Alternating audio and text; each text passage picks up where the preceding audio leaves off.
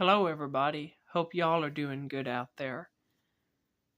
Today I'm going to talk about an interesting aspect about traditional knives. Particularly I am going to be talking about case.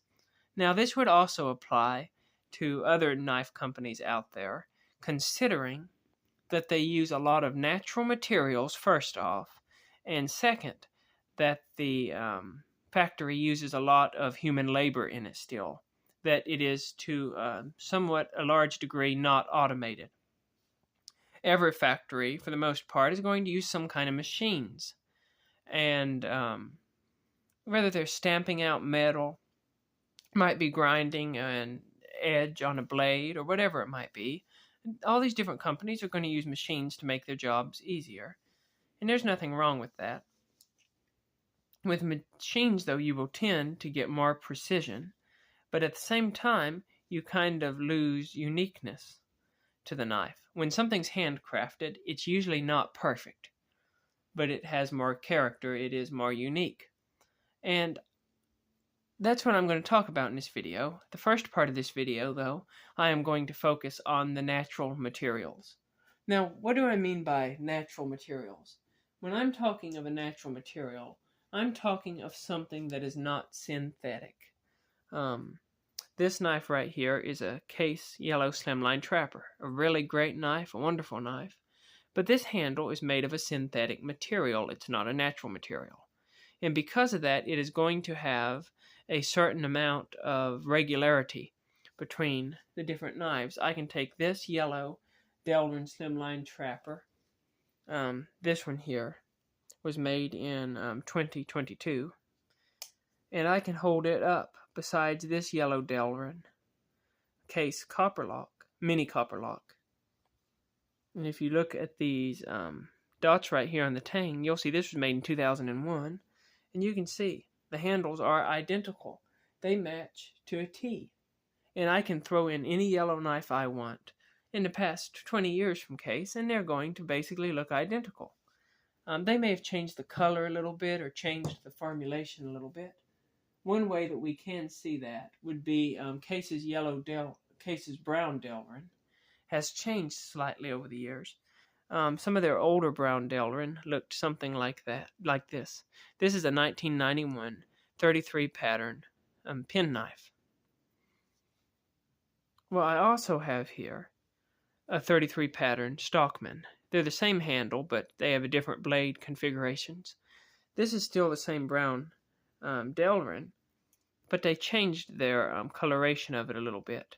And this one, you can see it's a little darker in the middle and gets a little lighter on the edges, where these newer ones are the same brown all the way through.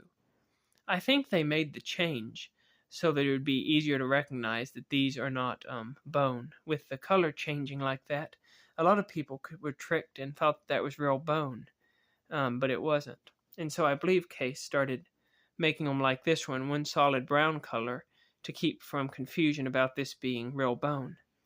But nevertheless, though they may make changes in their formula, once they make a change, those knives are going to look identical. This brown Stockman is going to look like all the other brown synthetic Stockmans of its own age and era. That is not true of natural materials.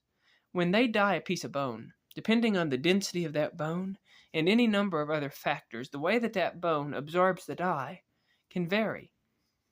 And so you can get the same knife from, you can get two knives with the same handle, and they will look completely different. I'll illustrate that with a few knives. We'll start off with this blue bone. This is Case's Rogers Jig blue bone, one of my favorite bones from Case. It just got such a wonderful color to it. It's one of them that's so easy to pick up on camera, in contrast to that old red bone over there. I like the red bone, but it is hard to pick up on the camera. But I'm going to just throw out 3 of these blue knives. Here's one, and here's another. See if I can keep that from shining too much there in the camera. I've got these so polished up, the light just wants to glare. There we go.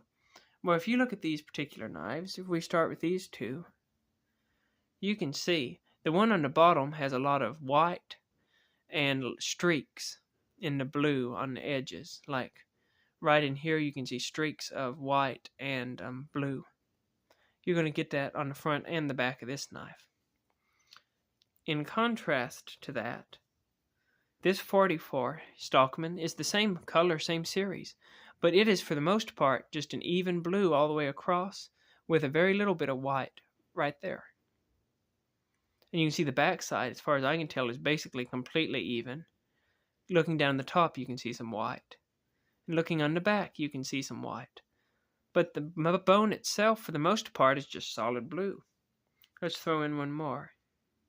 This is a 24. This is a 2023. And this one right here, as you can see there, got 6 dots, so it's 2014. But you can see this one has a lot of white in it.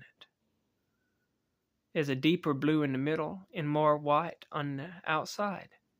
Isn't it interesting how the coloration has changed?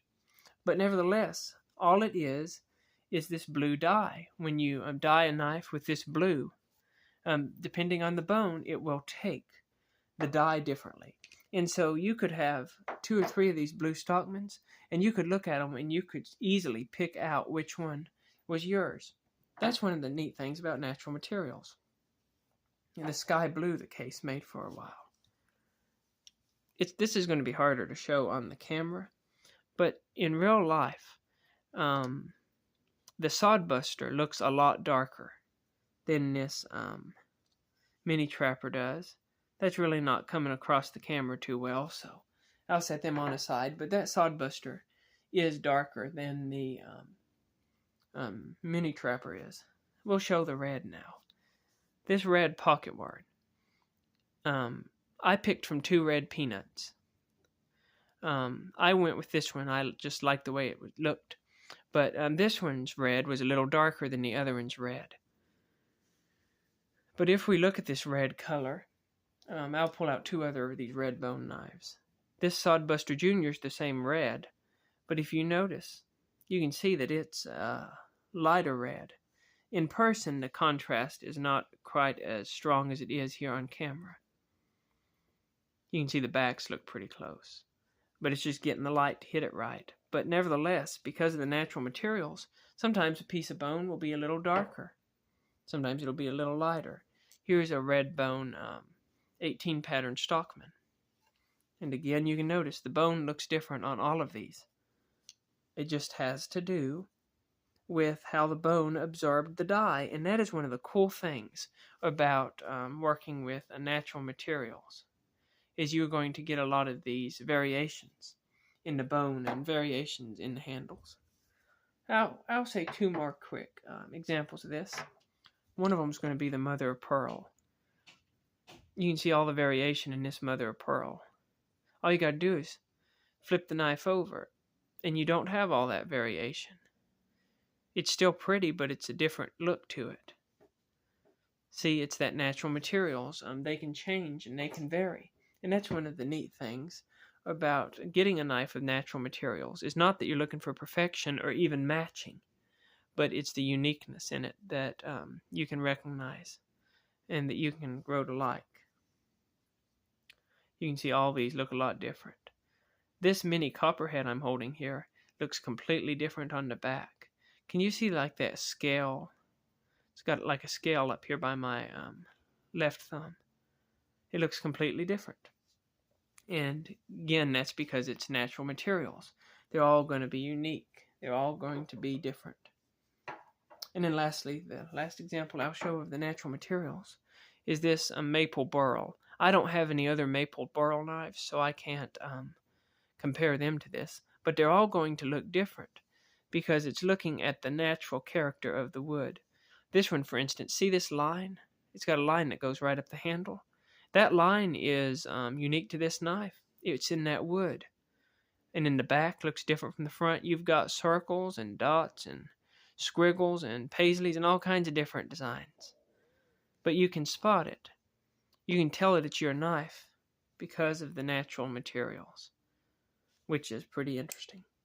So that's the first thing I want to say. That's the beauty of natural materials. Now, the other thing I want to say is the craftsmanship that goes in them. there is a lot of hands-on crafting still done with a case knife particularly. There is not as much done with a Swiss Army knife and some of the Chinese-made knives. But because there is more done on a case knife, you're going to get some unique characteristics of each knife. I'm going to illustrate that in a few ways. This peanut right here. If you look at the jigging on this knife, you'll notice, see right here, see this little piece here? This little jig here by my left index finger? Do you see whether that's dented the bolster just slightly? That happened because when they were jigging it, they got over into that bolster a little bit. Now, I would have thought that Case would jig their knives jig them before they put the bone onto the knife handle itself.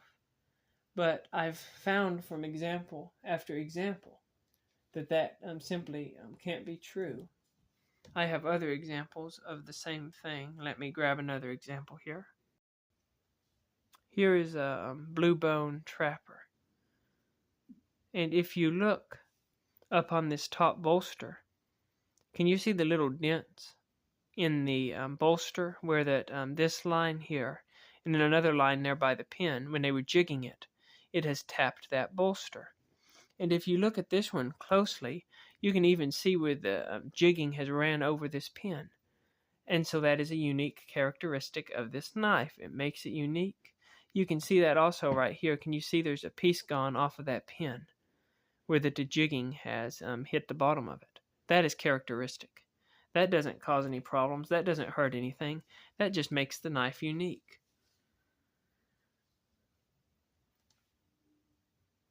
Another way that you're going to see a lot of unique qualities and variations on a case knife is going to be from the hefting process. We can illustrate it right here. If you look at these two peanuts, we got a yellow one and a brown one. Look at the top bolster. If you look on this one, it's completely smooth like a dome.